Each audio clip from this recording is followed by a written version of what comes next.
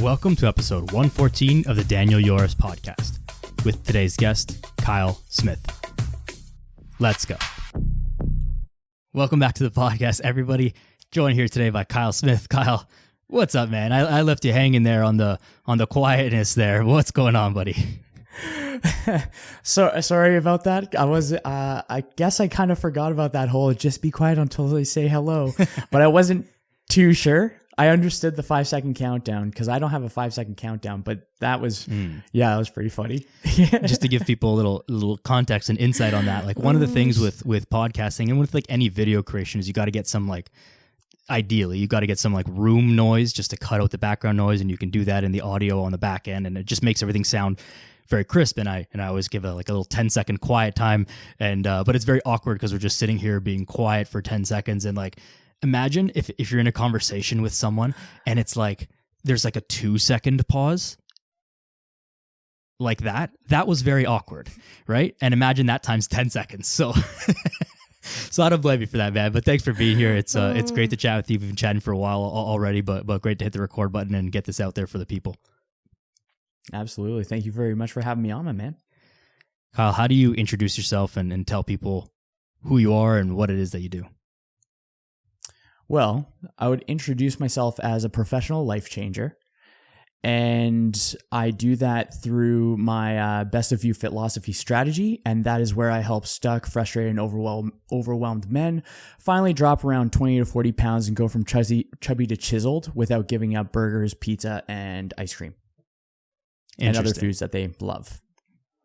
That's something that I really want to talk to you about, actually, is this concept of losing weight or promoting weight loss, lifestyle change without giving up some of the things that we love. Now, of course, there's got to be some sacrifice involved in changing your life or your level of fitness or whatever, because if you just continue to do what you're doing, you'll continue to get what you've always got. And obviously, if you're looking for a change, that's not what you want.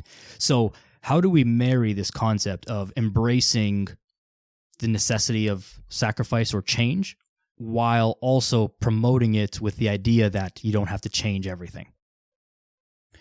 Well, with what you said there, how if we keep on doing the same thing over and over again, we're going to have the same outcome. So I think it begins with identifying whether or not you're happy with the outcome. And then if you're not, deciding on the desired outcome and then deconstructing the process to get there, where there is, in my mind, an integration between free flow and discipline. That involves a lot of thinking and analysis of one's life. And I think that to break that down a little bit further, it's probably safe to say that it's very difficult. It's very difficult to think about your own life, but it's very difficult to make drastic changes where you're eating pizza, burgers, beer every day, and then you go from that to zero. And so maybe the justification of that as part of the description of the way that things go in my mind is that there is a step, there's steps to the process, and maybe drinking beer and eating pizza every day is not the thing, but maybe if you go from that every day to a couple times a week, and that's a stepwise process to actually getting the change that you want. Is that sort of how you think about it from even from a marketing perspective in your head? Yeah, because then the idea behind what I think is it's not plans. It's not based off of ideology or dogma. It's meeting the person where they're at rather than forcing them to overhaul their whole life. And just helping the client understand that I am there to help them. I'm not there to force them into what I believe. I am there to guide them as a consultant towards the outcome that they desire with just the tools, frameworks, whether external or internal, to be able to get there. Very interesting. I've been critical for sure on the podcast of that sort of thought process or marketing angle of hey, lose weight and change your life, but don't give up your beer and pizza and all that stuff. But I think that it's more, the issue with that is more of me being a bit of a hard ass on stuff and not being that good at marketing, frankly, to say that like you got to give people like tell people what they want to hear and then give them what they need kind of thing. And so it's like, I know that good coaches like yourself and many others who say, somewhat similar things or present it in a similar way. It's like you're not encouraging people to drink beer and eat pizza every single day, but it's just telling them that like, hey, this is not like, I'm not going to overhaul your life and like come in your house and like raid your fridge and throw out all your food. Like, we'll work on this together, right? So I think the problem with that is more me than it actually being a problem. I don't know. You said it, not me. Yeah. I don't know. No, I'll call myself out. I'm always happy to be wrong and happy to have my ideas challenged and all that stuff. I do think there is an issue with people who promote it a little bit too much. Like, hey, look at me eating junk food every single day and like losing weight. And it's like, okay, like we know that you can do that, but is that the goal? Is that what you should be striving for? Like here's the actual thought on this that I have, and I want to get your idea on it. Is that I find that there's a lot of people who promote this like, hey, I can eat junk food and lose weight every single day. I can eat junk food every single day and lose weight and do all the stuff that's imperfect and whatever. I find that there's a strong correlation between people who talk like that, speak like that, and they also talk about how the scale doesn't matter, weight doesn't matter and all this stuff. And I think that is very strange because by saying that you can lose weight and continue to eat junk food every single day, you are, by definition, saying that weight loss is the only thing that matters, and as long as the scale goes down, you don't care because you're still like eating junk and like doing all the stuff, rather than being like, hey, there's other aspects of health other than weight loss, and like maybe eating some whole foods instead of chocolate chip cookies is like maybe it won't make the scale go down and whatever, but like you're actually being healthier. So what do you think about that? I think that. Man, you know what? That's like, I love that. I love that you brought that idea into my mind. And so for the coaches that are mowing down, like I definitely mow down tubs of ice cream and I post about it. However, I also make sure that there is a form of data collection in the process. And there's different degrees of that depending on where the person's at and their willingness to speed up the process. That is a part of it, okay? Mm-hmm. So I would post the tub of ice cream for sure, Ben & Jerry's, mint chocolate chance, that's one of my favorites, the Tonight Dough, that's second. And so there is no way in hell they're not measuring something to make an informed decision that I can eat this tub of ice cream. So if they're saying, you don't need to track anything, that's horseshit. There's no way that is even possibly capable. It's an interesting idea. It's like, think of intuitive eating. If people were to just go straight into intuitive eating without being able to make the informed decision of what the difference in physiology, emotionally and cognitively they feel, then they're intuitively, if they have a repeat behaviors that result in repeat outcomes that are undesirable, then they're not going to intuitively eat in a way that's going to go along with their outcomes because they never developed what the outcome feels like in reality. So you can't intuitively eat if all you've already intuitively ate. Yeah. I agree. You're already intuitively eating and it ain't working. So you gotta something's gotta change. And you can get back to it when your intuition is different. And that's the goal. And so this is where coming back to tracking food, being aware of some other data metrics and understanding macros and calories and nutrients and like and how you feel and what your emotional relationship to certain foods and meals and times of the day and things goings on of the day, when you get all that kind of understood, then your intuition changes and you can go back and you can intuitively choose a salad instead of a cookie, right? But it's a long road to get there. Well, I think it's less than we believe it to be. I think that at the end of our life, a majority of us will learn the lessons that we've already known, or at least we'll acknowledge the lessons. So I think that the main differentiator is the main differentiator and the uncontrollable variable is the time that we learn it. So and when I say learn it, I mean learn it and implement it. There has to be a congruence, which ties into the other part with the coaches that are saying no tracking, but also mowing down, quote unquote, bad foods. Cause I think food is for fuel and for fun. There's not an absolute in either or. I take away that narrative because it's what I like to call a non-functioning narrative. So I don't like incongruence. Incongruence in some way, shape, or form can lead to or already has hypocrisy. And when we are incongruent, when we are out of alignment, both internally and externally, then our life is shit. There's never been a time where consciously and subconsciously we were like, maybe I should start this nutrition plan. Now, the part that folks usually go to is that they have a specific number that they identify as their happiness meter. So it's like, oh, I want to drop 50 pounds. Okay, 50 pounds is when I'm going to be happy.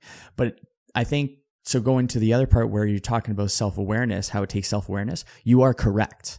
And it's scary and it's hard to have that self-awareness. And it's even scarier to do some self-reflection to understand how we are the problem. And it's kind of like, I think it's the movie Conjuring where there's the ghost entity named Valak. And it's the nun one. And it's like really creepy looking. I haven't seen the movie, so I'm not familiar, but... Fair enough. I actually haven't either, but I watched like a breakdown of it from when I'm working, I watch YouTube stuff. If it's like admin stuff, like coaching programs and stuff that I like follow up, if stuff like that, I'll listen to movie breakdowns. And one of them, CZ's World, and that one just goes through scary movies. So Chucky's, Scream, so on and so forth. Right. And The Conjuring was one thing. So spoiler alert, just in case. So, for The Conjuring, the main character, who is like one of the ghost hunters, she is going up against this entity, this demon, Valak the demon, and did not know the name of the demon this whole time, but was able to, she had like premonitions and stuff, and she was able to go to the book and learn the name of this demon. Because when we are able to name the demon, we end up having power over it. When we don't name the demon, then it has power over us. So another kind of neat, so for that part, many of us are just scared of the entity and don't want to name it.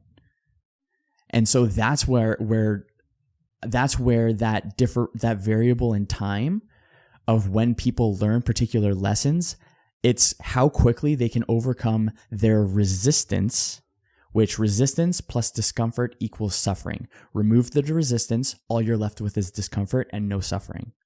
But we want to suffer. So we'd rather have the resistance and not face that demon and name that demon, because when we name it, we have control. We can name it however we wish. We can listen to other people's kind of definitions of what a certain emotion, experience, moment in time could be. Or we can also just name it ourselves, because it's kind of like the funny idea where you can say a word and I could be like, damn man, like you just came up with a word. And then you could look at me and be like, Kyle, dude, all words are made up. Like, why not change the story if we don't like the story? Right. So, yeah. And so another kind of analogy, now I'm just tangenting, I'm sorry. But another kind of story that I think is kind of cool too, to kind of reference it, is with animals. We got cows and we got bison. Okay. Storms coming in. They're eating. Storms coming in. When the cows see the storm coming in, they're going to run away from the storm. When the bison sees the storm, they run towards the storm. Reason being, the bison knows that if they run through the storm, they're going to get the sunshine a lot faster. What the cows clearly don't realize, because they're repeating the same behaviors with the exact same outcomes, is that when they run away from the storm, resist the storm, avoid the storm, they end up being tired and the storm still hits them. Yeah. So now they're just miserable cows. So the moral of the story is don't be a miserable cow. Am I getting that right? Yeah, I like that. Well, here's a question that I have leading off of this then. Do you think that there is a problem when you name the demon incorrectly? Example being, you're trying to change your behavior, you're trying to lose weight. You look in the mirror and you name the demon as, it's my spouse's fault that I eat too much. And that's your demon. when in all likelihood, the reality of the situation is that you are your own demon, and like you fail to say no or structure or whatever your thing is. What are your thoughts on that? When we name the demon, it's great, but it's actually incorrectly named or assigned, rather. That would definitely come, in my mind, down to a form of self-awareness. But one thing I think is very important to remember is anytime that we're pointing fingers, we have 3 pointing back. And when we have that reminder, we can smokescreen or nickname another entity or thought as the reason for our suffering. But ultimately, we have no autonomy over those things. And what we depend on makes the rules. So if we're depending on our spouse, our kids, our work, our circumstances, our environment, if we are depending on those to fit our desired reality in order for us to make progress, what we depend on makes the rules. And those are all out of our control. So if we have autonomy and if we're able to depend on ourselves, we can make the rules for ourselves. But once again, it takes the question of why is it that's in the way? Why is it my spouse that's in the way? Why is it my environment? Why is it my work? Why is it?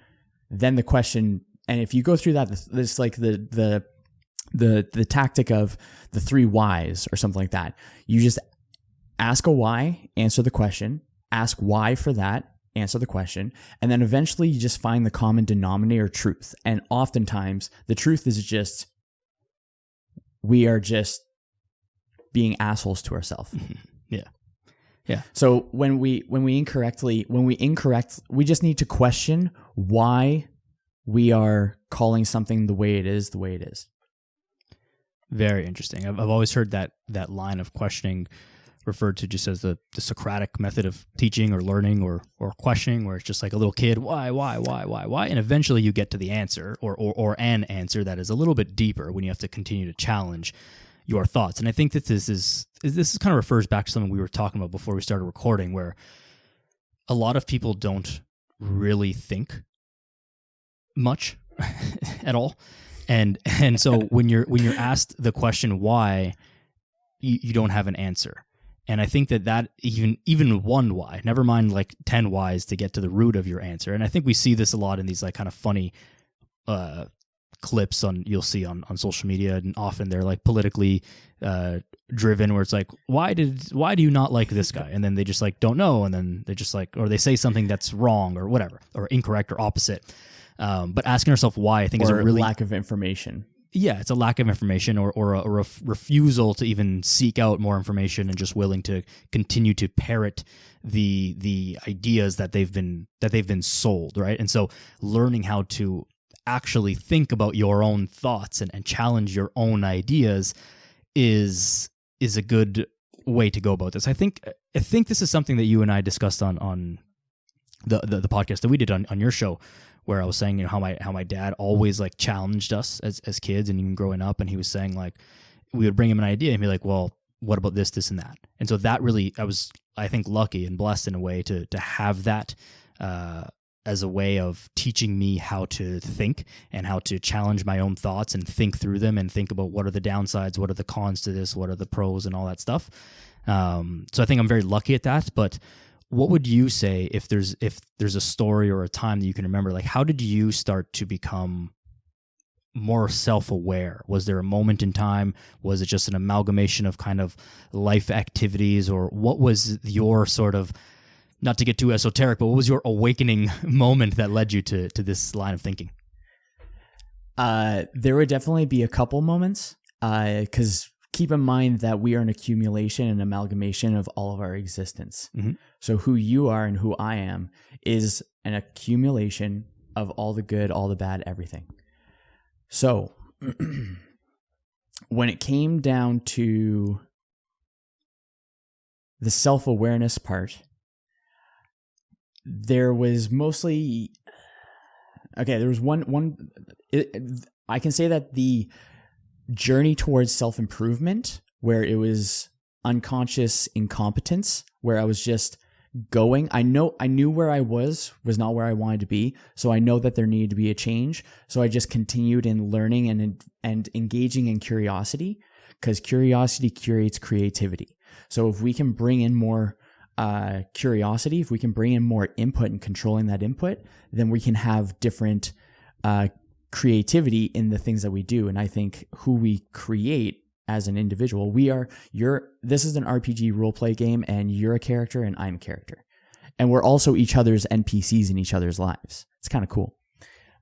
But so I knew that I wanted something to be different. I didn't exactly know how, but I knew where I was not where I wanted to be.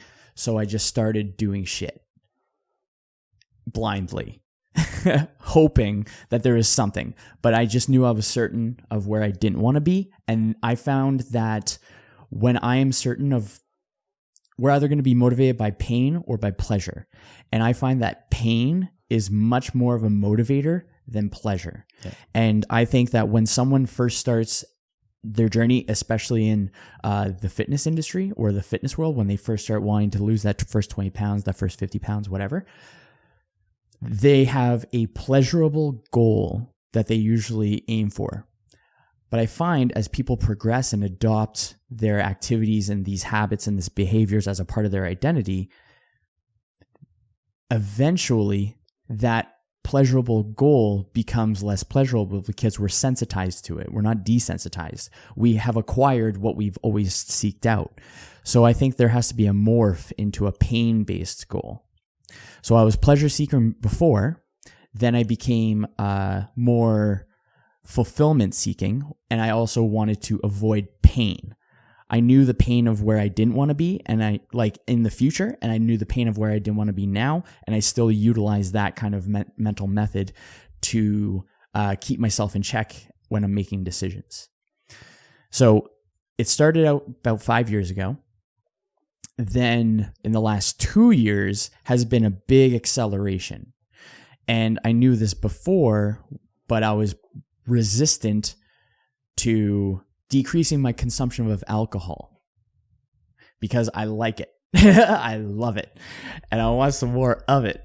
No, I'm just bugging. It's actually interesting. So we went for Christmas with my parents, and my parents like to party. Like, I come from a pretty strong line of partiers, and we just had a whole bunch of shenanigans. It was a freaking blast. Nothing in particular, nothing negative happened, but it was just a blast. And it was just like really like things were just kind of processing, and I was just contemplating more, because the thing with thinking is we always try to think outwards, but we never think inwards. And so when we think inwards and try to come up with that self-awareness, because self-awareness is difficult, but it's just like any other skill. Like, we had to learn how to eat. So we have to learn how to think. People just forget about the whole learning process. Right. So then the most pivotal point, so finishing that point, I got rid of one thing that I was really resistant to, that was really difficult, that I was also known for, because I wanted to change my perception of myself, because I didn't have that self-respect, even though there's not much different from who I am now compared to who I am then, other than my level of self-respect. That's the only variable that's been different. I've become more present.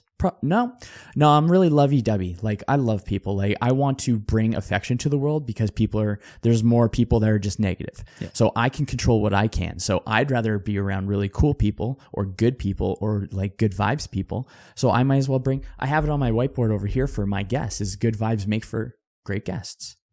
And I think it's really important to have that.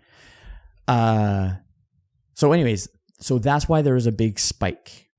But the time before that, where I really recognize it, was I did an event called the World's Toughest Mudder. And that was a 24-hour race, military obstacles, and 24-hour race, as in it was 8 miles, I think it was 40 military obstacles, and as many rounds as possible in 24 hours.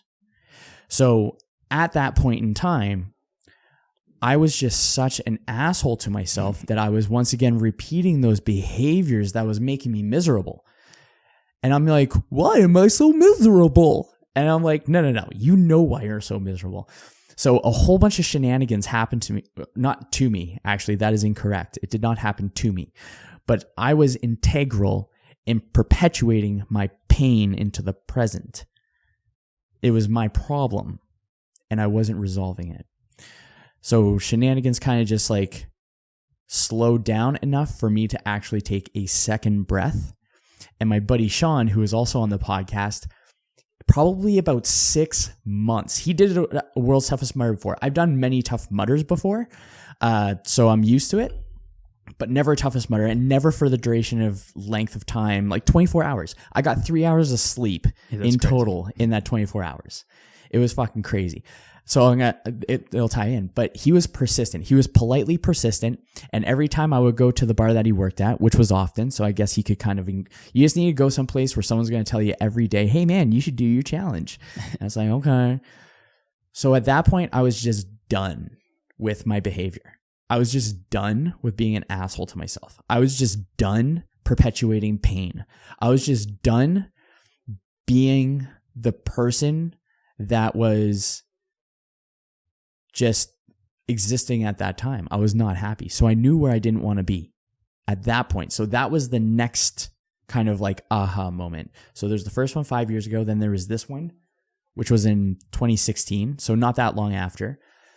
And in that time, I'm like, I put on Facebook, I'm really struggling. What do I do? Like any recommendations, psychologist, psychiatrist, freaking ayahuasca trips, mushroom trip. Like, what do you got? What do you got? Of course, my buddy Sean commented, do the World's Toughest Mudder. And in that moment, I said, fuck it, I'm in. Just signed up right then and there. Never trained for something so long. I went in completely blind. I just knew that I needed such an extreme because I was so set in my ways that I needed a new foundation to work from. So, went down, did the toughest mudder. I still had beer. Of course, I was in Vegas. But I went through it, and you're mostly by yourself a majority of the time, and it's a 24-hour race, and it's freaky. And the thing about it is that there was no suffering. It was just discomfort because the suffering went away the more I persisted. Mm-hmm. And so as I was just continuing on, the suffering went away. It was just discomfort. I was able to break down the body so I can actually build up the mind, and I could think for once in I don't even know how long, as clearly as I possibly could.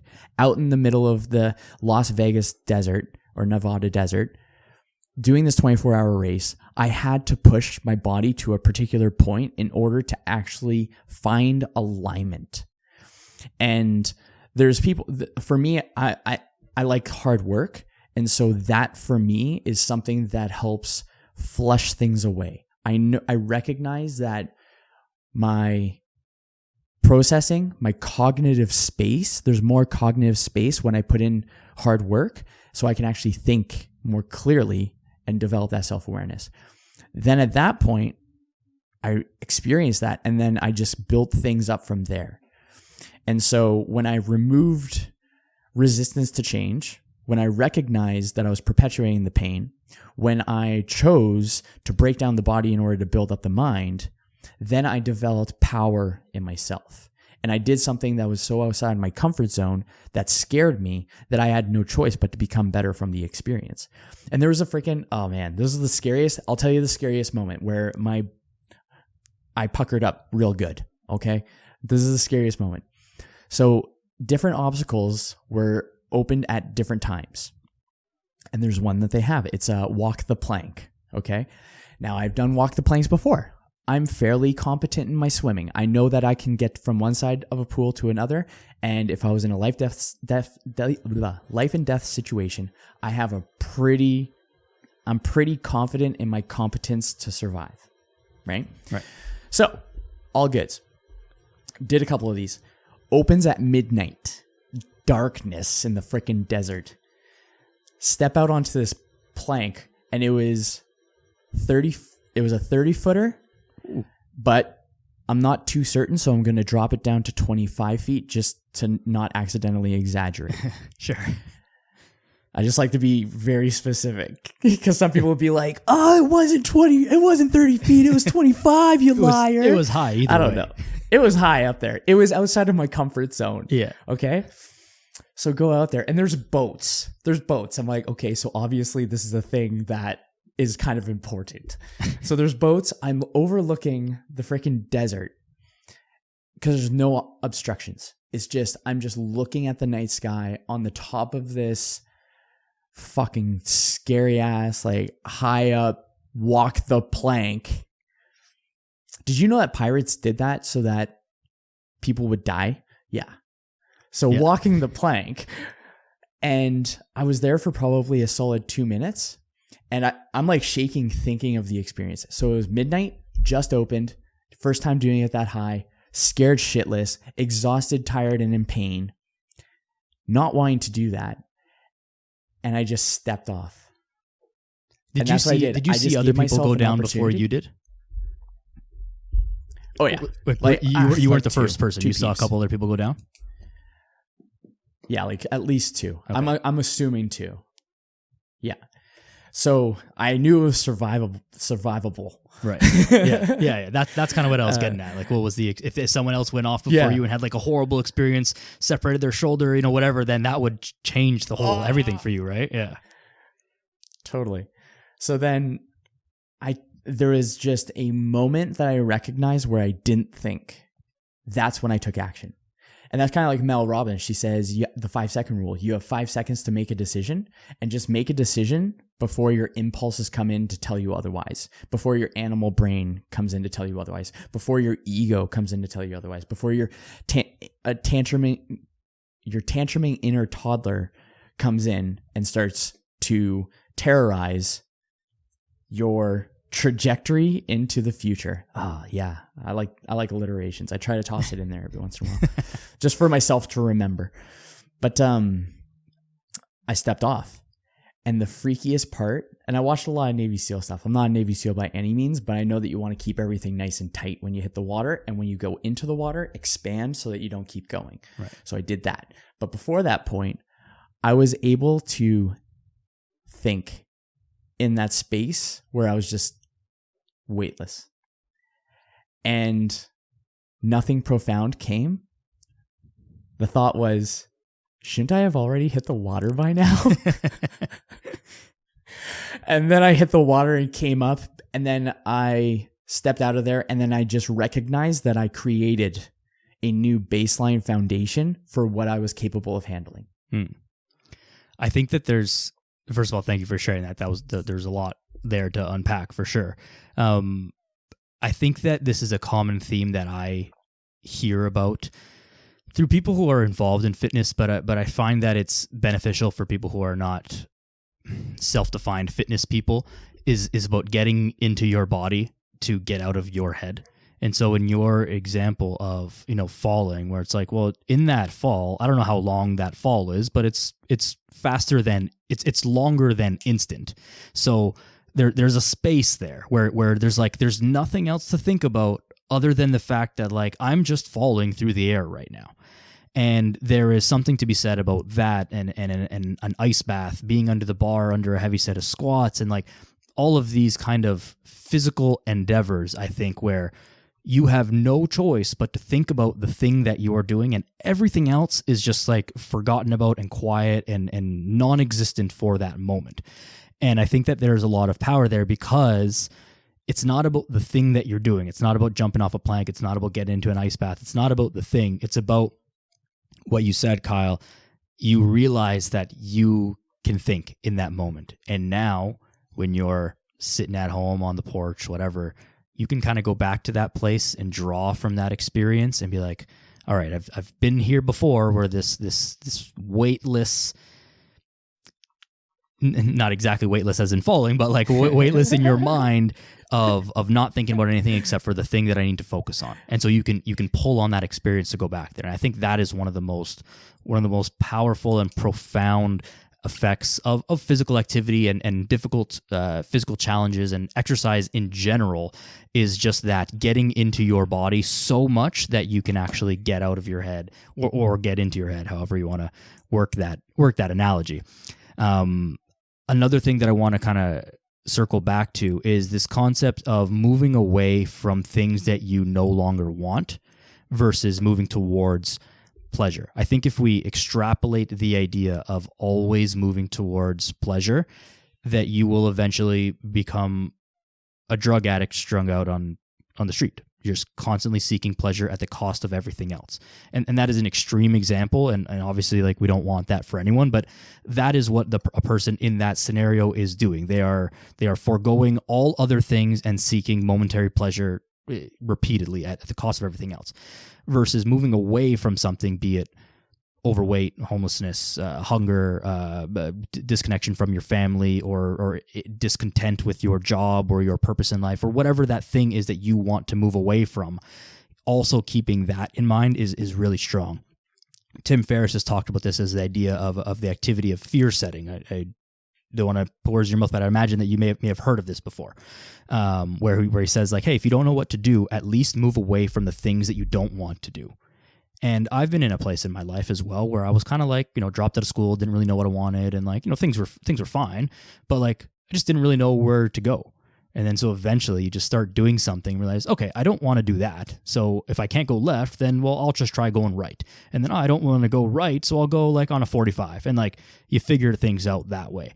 What were some of the things then that you decided that you no longer wanted to be associated with, or what things that you wanted to move away from as part of this whole awakening experience? I would actually, man, you're bringing some really cool thoughts. I'm just going to take a second to say I very much appreciate this conversation, because you're bringing a lot of really cool thoughts to the forefront of my mind, and I'm feeling like less of a hat rack right now. It's pretty cool. Thank you. I appreciate it. So it actually wasn't about what I wanted. It wasn't wanting to remove things, because the difficulty in removing things is that we don't want to remove them. However, we can only make decisions based off of the information that we have, right? Right. So if we have a lack of information, then we can't make an informed decision. We can't make a data-driven decision. We can only make an impulse-driven decision on what we feel.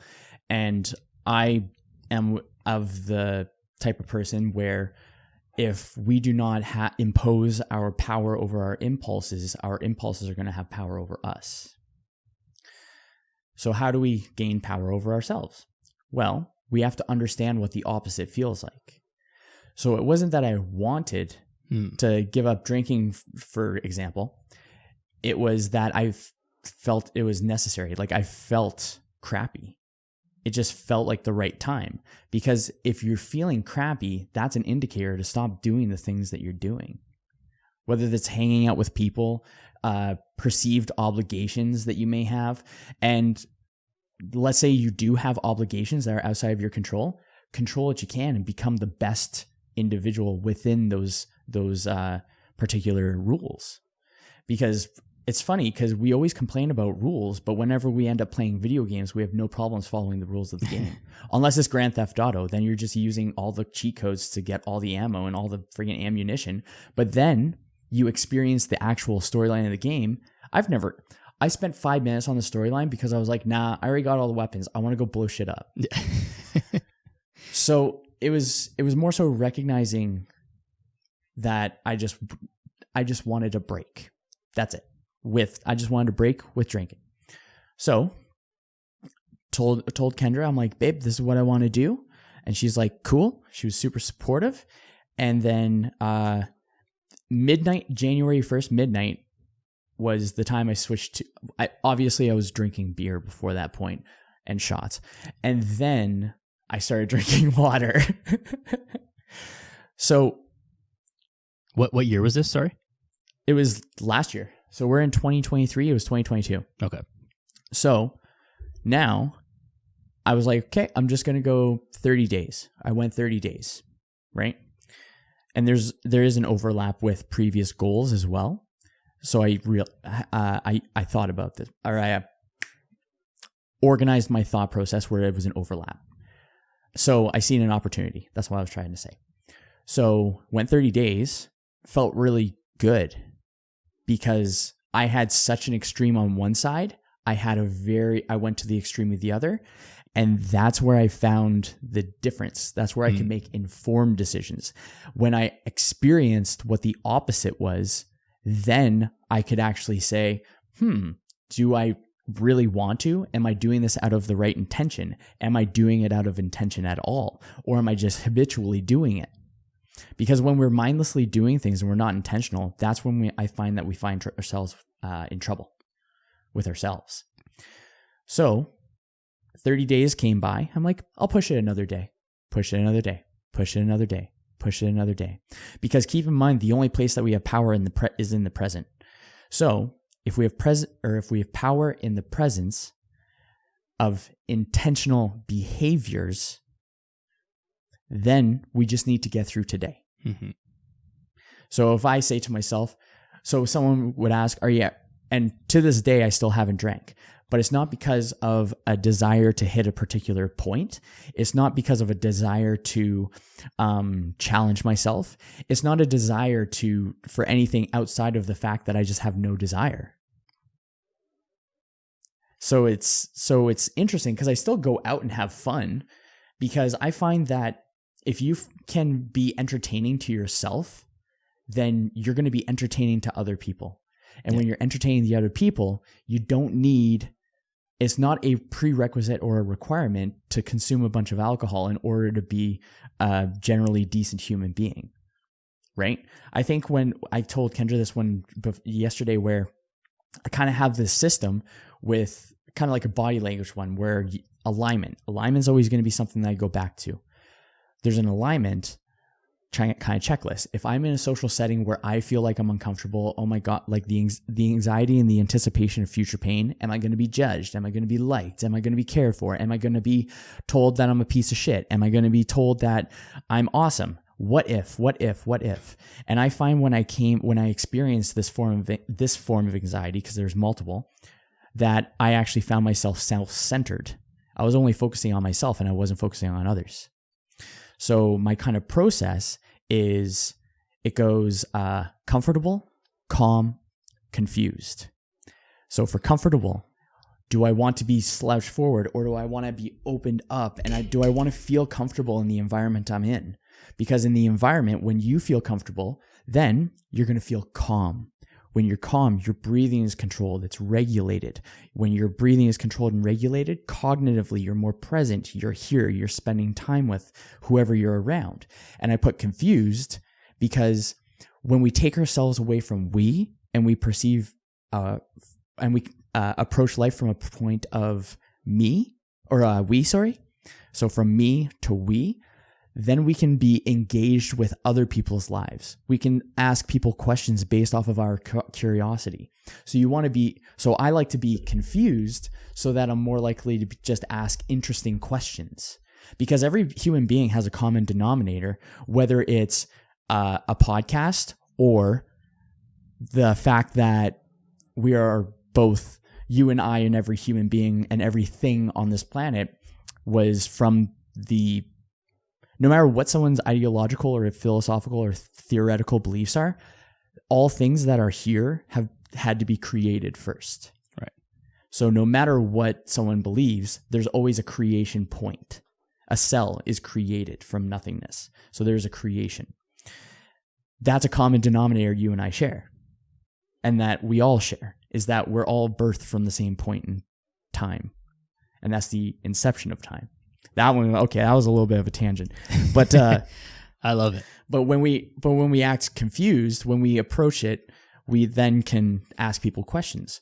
So I really like embodying demeanor. Like I wear caps, like the Peaky style caps, because I want to embody the demeanor of Thomas Shelby when he's in stressful situations. So that is the calm. What is my body language? Calm demeanor, laid back, chill. Able to make comfortable eye contact, not weird, not creepy, not slouching forward, opened up, welcoming.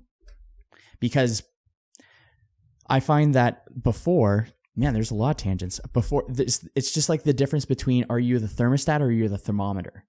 Are you responding to the temperature of others, or are you setting the temperature? And I'd rather be a thermostat than a thermometer. Yeah. I think that really ties into your what we were talking about again before we were recording was just Stoic philosophy. I think that Thomas Shelby, although a TV character and not modern, as set in past times, would be a great example of Stoicism in real life. I don't know how real life it is, but whatever, real situations where he's faced with all this craziness going on, and he's just like calm, cool, and collected, and makes a calculated decision, and is never freaking out. Versus maybe other characters in the show, like his brother Arthur, would be a good example of someone who's kind of like very reactionary and very like his emotions get the best of him, and he just like does shit. And sometimes it works out, but sometimes it causes some trouble. And so being able to just like have that half-second pause, observe the situation, and like make the best decision is usually the right answer. Now, this can go too far where you're overanalyzing the situation and you're just sat there frozen like a deer in headlights, and that's not good either. Going back to that 5-second decision kind of thing, right? It's a 5-second decision, not a 5-day decision. That's not the right answer either. You can't just endlessly analyze things, because again, I think a way to kind of sum this part up is that not making a decision is also a decision. And so sometimes we get caught on like in fitness, people say, oh, I want to do, diet A or diet B, and I'm not sure. And they're weighing the pros and cons and asking people and reading research and, or not research, reading articles and, whatever, all the stuff. And it's like, well, if you just started one of them, like you would know if it's working or not. And then you can either continue or try the other one. And in all the time that you've wasted reading and quote unquote researching and like doing all this homework to figure it out, you could have just done it and figured it out. And so there's a huge value in taking action, and then again, moving away from things that you don't like or that you no longer want to continue or no longer serve you, or call it whatever you want, but moving away from things that are not adding to your life in some way is extremely valuable. And then you can determine whether those things have a place in your life. Like you found up to this point that alcohol doesn't have a place in your life, and that's not good or bad or otherwise, like to the collective. That's just the choice that you've made up to this point. And now that may change and it may not, but it's not a representation of what's best for everyone. One thing that I think about often on this exact topic, in fact, because I've seen a lot more on Twitter, especially, where there's a lot of these like health maxing bros on Twitter, whatever that means, and they're saying a lot of nonsense. Yeah. I don't understand the whole movement, but they're like, oh, I never drink alcohol and I feel so much better. And without knowing their context and their story, the first thought that goes through my head in the context of my own life is that like, well, how much were you drinking before? Because if I removed alcohol totally from my life, it would not change my life in any way, because I don't drink very often. I drink socially, and sure, I might, if I'm going out with my buddies, I might have a lot of drinks in a night, but like that might be the only time for the next 2 months kind of thing. So it wouldn't affect my life in any way. However, if I was drinking daily or weekly, heavily or whatever, that would obviously make a very big difference in my life. And so I always think about the context of that, of like, well, how much, like, it's not the thing that's bad. Alcohol, of course, alcohol is not good for you, but it's your relationship with alcohol that is a thing that has to change. And for some people, it has a place in their life, and for some people, the place is to never let it enter again, because for whatever reason, it takes over too much and causes more damage than can be handled. And so, but I think again, it comes down to a lot of awareness and finding a way to create that space to have that thought, and then to stick through it, and then examine constantly whether or not it has a place in your life or not. And it could be alcohol, or it could be any number of things: chocolate cake, smoking cigarettes, whatever. It could be any habit, and it can be good habits that are also taken to extreme as well. Going to a CrossFit class, 9 times a week, like it's probably a little too much, right? And maybe that's something that has to be reined back. I don't know why that example came to my mind. I think we just, CrossFit's just like so easy to pick on. It's hardcore. That and the Bosu ball, but anything can be. The poison is in the dose, right? Totally. And so I love. So with the folks that are really just preaching no drinking, you'll very seldom, unless I have like a really cool share about drinking itself, I don't preach not to drink. Yeah, I didn't know that about you until you just said that in this story. Sweet, that's cool. So And as you were talking, I kind of started thinking about why is that? Because I think that there is so that's myself asking, why is it that I just don't do it? Because I actually didn't think that I didn't do it until, like, there's been a couple posts, like I did like a 15-month one or something like that, and I thought that was just cool. But when you were talking about it, so this is the reason as to why I don't. And it goes along with the kind of system, the way that I go about strategizing people's programs and personal processes, right? Because every person's unique, despite not technically being a unique snowflake, you know? So we're unique in a way, but we're also not unique. Like we have the same, like it's our bodies have not evolved as much as we probably believe them to have evolved. There's a lot of, the hardware is pretty much the same. So it's the software that changes. But what I found, or what I just thought of here, is that it's because I don't like being ideological or dogmatic. And I purposefully want to create a baseline foundation. That's more so what it is. I want to create a baseline foundation. I don't want to impose my beliefs on other people. I want them to learn how to think, not what to think. And so I think that's the reason as to why I don't make a lot of posts or at least not villainizing it. I don't villainize it. I just talk about particular progresses that I've made. And this kind of goes back with the curiosity curates creativity is I don't have a desire to drink. And what I found with it is that I already know what the results of drinking is. I'm curious to see where this goes. So that's where my thinking process is. But yeah, I don't like any sort of dogmatic, you can do this, you can't do this, you must do this, you should do this, you have to do this, you must believe in my processes, or else you are a infidel.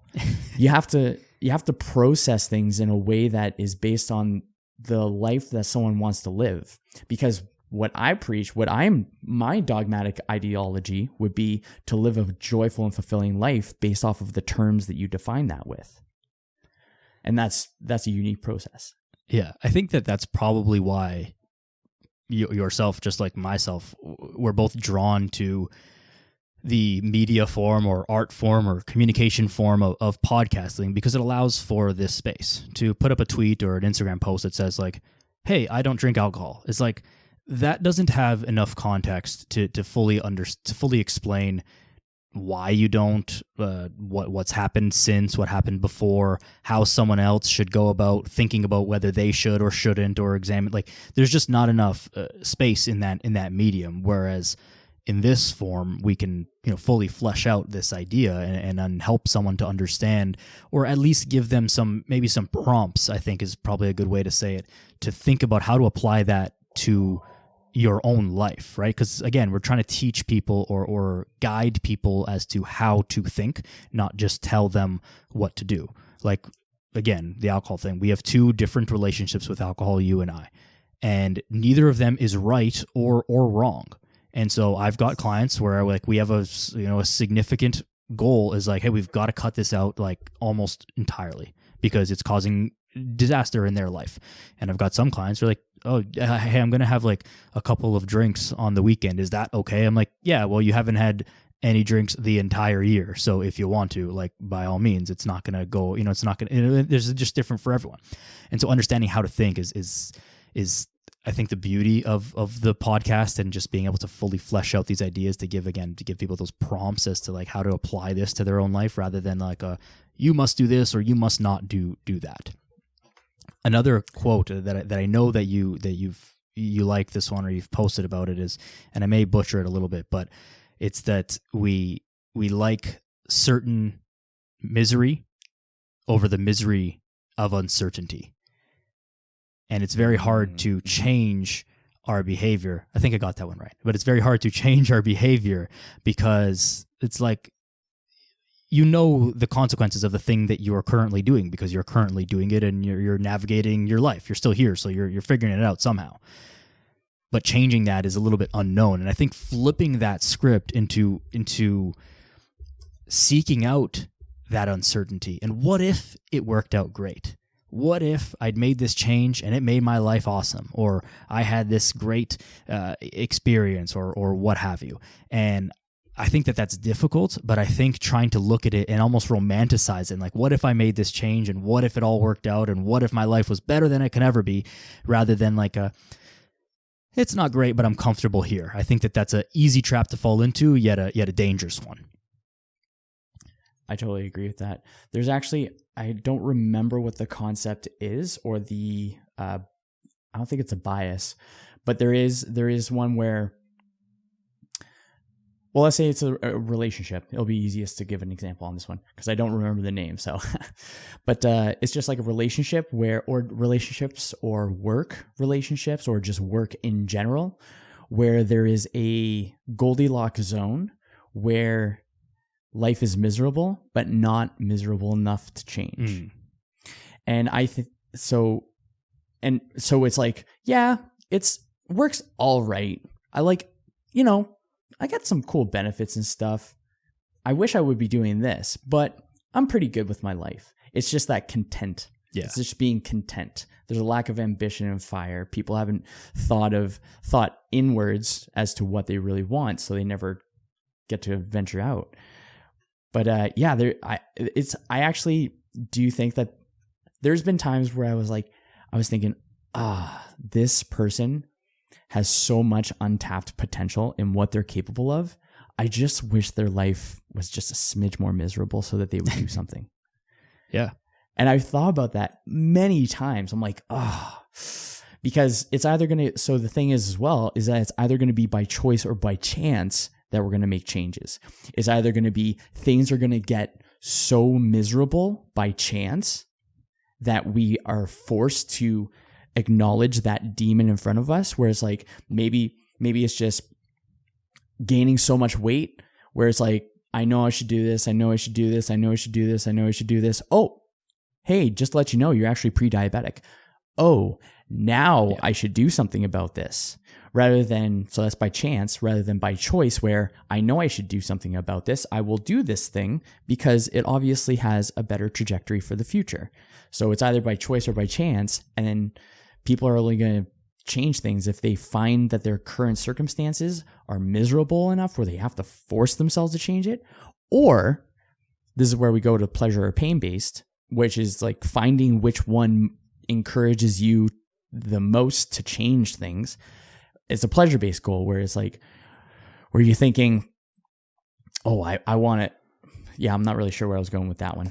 But pain-based or pleasure-based, where you just feel ambitious and fulfillment and joyful in the life that you're creating. Yeah. So not what you are creating, but the person and the life that you're creating.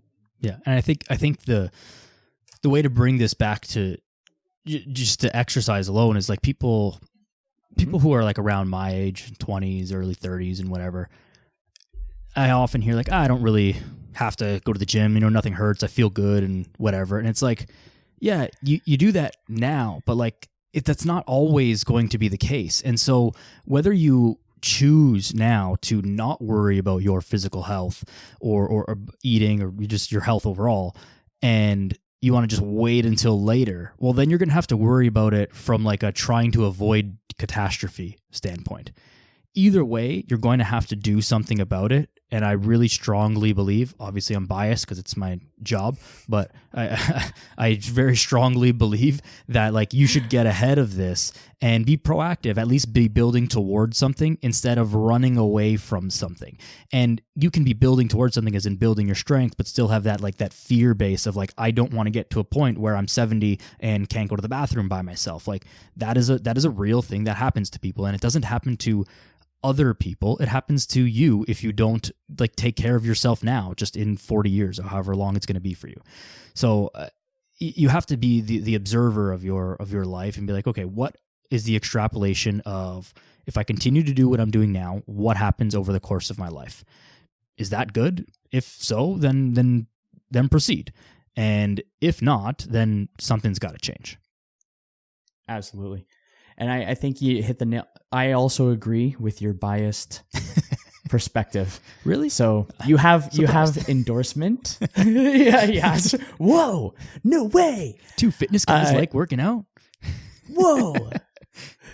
Yeah, I think it's naive to think. I think it's naive when folks have that perception where, oh, my metabolism's still firing up. I don't need to do this. But the thing that's interesting is that with the actions, we're making a future, whether we want it or not, come quicker to us. Yeah. And the thing that's also kind of like, yeah, so it's in either case, we're making the future come quicker to us. But I think it's just having the foresight, because I had 2 ladies on my podcast and they said something that was really cool that their coach said, and it was maintenance is progress. Yeah. Because we always forget that everything within our body is going to deteriorate whether we like it or not. But the speed is a variable that we do have some control over. Yeah. So we can erode, not erode, but sure, I'll go with erode. Why not? We can erode faster. We can we're going to wither away. So what we can maintain. So if someone's in their early 20s and they can maintain what their current health is up until their 90s, that to me is success. Now, if someone's has a little naivete and they're thinking to themselves, oh, I don't have to think about it, then they believe that they're entitled to their health. They haven't experienced what shitty health feels like yet. Yeah. So they don't know the comparison between the two. They don't make an informed decision. Exactly. Yet I think it is difficult to, as many times as I've said it, as you said it, and we'll both continue to say it, and many, many others, like I think it's very difficult to embed that in people's minds and in people's actions, because you just hear us and be like, yeah, I get you, but like, next week, I'll start next week. Like I'm not there yet. And it's like, well, but we're talking to you. If you're saying that, like that's who we're talking to. And so, yeah, I'm not old. I don't have that problem. I've had times in my life due to like surgeries and injuries and stuff where like I haven't been able to move and I've lost that ability for short periods of time and all that stuff. And so I have some experience with that and experience through others and clients, and I'm sure you do as well, Kyle. And so like, you got to take this stuff to heart. Like we're not saying this because it's fun. Like if you didn't have to work out and everything and exercise and eat healthy, like I gain nothing from that being the truth other than the fact that it is the truth. So, we can't get around it, and we just have to do it. But you have to come to this conclusion by yourself. Another thing that we said, and maybe we kind of wrap up on this, is like before we were recording, we said like, yeah, it's great for us to say all these things, but like, just doesn't do anything if you don't get off your ass and do it. It's great for us to say it and like put these thoughts out there and these ideas out there, but like you've gotta be the one to do it, because we can't do it for you. And if we could, believe me, we would. It would make our lives a lot easier. Actually, we probably wouldn't have a job. If we could work out for people, and people would, if this was a thing where like, hey, I'll pay you, you work out and I'll get the benefits. If that was like physiologically possible, we would all have jobs. We would all be super wealthy, and our jobs would be like so easy. If I could just work out for like 15 hours a day and give those gains to other people, like, oh baby, bring in the dough. So yes, that's for sure. But for where I was going on that one, it was if there is that just implanted just point of making the self better, progressing the self, then we wouldn't have a job, because people would already be working on their health. 100%. Don't you think it's kind of ridiculous that we do have a job though? Yes, yeah. Absolutely. I'm so grateful for what I do. It is disgusting. I get to chat with cool people who are making changes, who are making improvements, which unfortunately there is a requirement of not knowing how to do that. But I am grateful for the opportunity that I get to coach and mentor folks as yourself in becoming better human beings. And as we become the coaches or the Yodas or the Obi-Wans or the Gandalfs, or like pick your mentor, pick your whoever, that comes into stories, right? To be a part of that process of that hero's journey is a very fulfilling part. So I'm not overly upset that people can't hold themselves accountable and just don't have or may not currently have a vision of where they want to go. So it sucks saying that, where I wish more people had it, but I'm also grateful that people don't, so that I can be a part of that. Yeah. I think that's well said. It's like, I love what I do and what we do as well.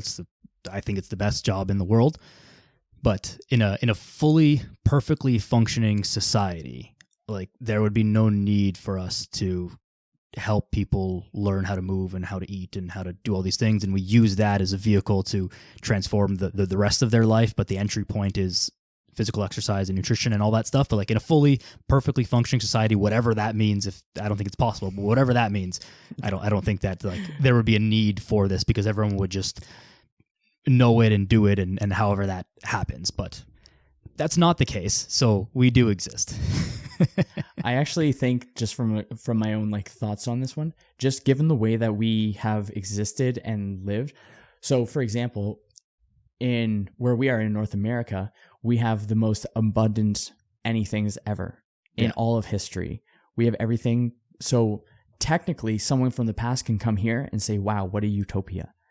However, because we are used to how abundant it is, we crave creativity, and creativity is bred through dissatisfaction. So if we don't have dissatisfaction, then there's no creativity, then we don't have any outlets, then we don't live a fulfilling, joyful life. So even if it was perfect, we would find a way to fuck it up so that we can actually live a fulfilling life. Yeah, I agree with that. And I think that also leads...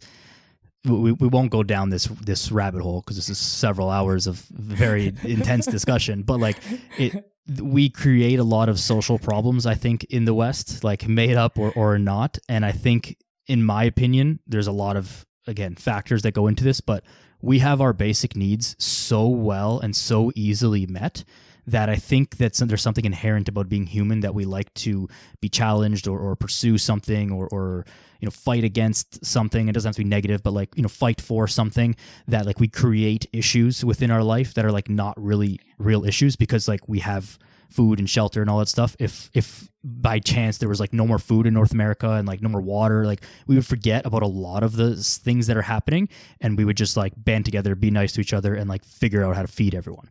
And that would be our main thing. But we don't have that problem. And thankfully we don't have that problem. But so we create other issues to kind of band together against. But yeah, maybe we don't need to go down that rabbit hole too deep. For another time. Yeah, Kyle, this has been awesome, man. For part 2. Yeah, part 2. We'll have to make that not a fitness podcast when we're uncancelable and just... Anyways. Yeah. This has been awesome, man. I appreciate you so much. Where can people find you and your contact info and all that stuff? I will throw it all in the show notes, but where can people find you and learn more about everything you've got going on? So basically everything is Warrior Body Kyle. So warrior as in the warriors, body as in the human body, and Kyle as in my first name. It's also a town in Texas too, and they're trying to break the Guinness World Records for the collection of the most Kyles in the town of Kyle. I saw my this. buddy Val sent me Did you? Oh my gosh. I have a buddy Kyle, and he said I'm in. Oh, yes. So Warrior Body Kyle, Instagram. I'm on YouTube. My podcast is the Limitless Life Podcast, which Daniel was a guest on, which was an awesome one. And then that's pretty much, for the most part, you can just find me on any social media. Oh, TikTok as well. You can find me on any social platform with Warrior Body Kyle. And it's usually a red little image with me with a kettlebell. Amazing.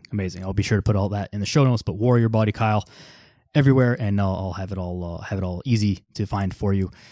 Kyle, is there any thoughts that you want to leave the people with here in closing? The other day yes, I do.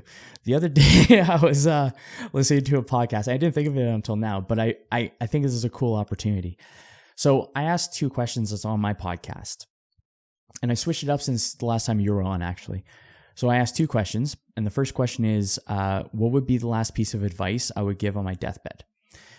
or on your deathbed. I ask other people the question, but I ask myself. And then the second question is, if your best self was next to you, if your highest self, if the higher version, the best, absolute, most epic version of you was sitting next to you right now, what piece of advice would they give you for this season of your life? Because we live in different seasons. Seasons should change, right?